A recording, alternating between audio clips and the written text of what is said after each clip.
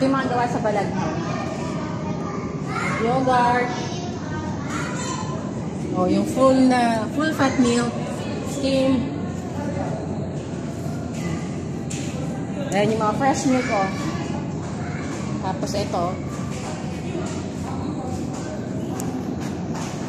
Oh, ito yung mga tetra pack, oh. Ito. Ito si Ate Flor.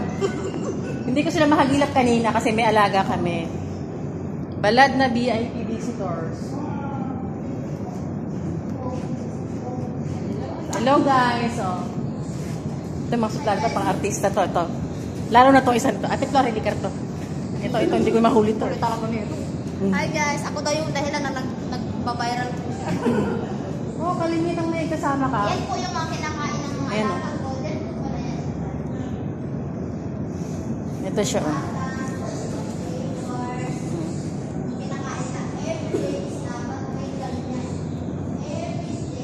From grass to glass. Ayun, oh. Tapos ito, oh.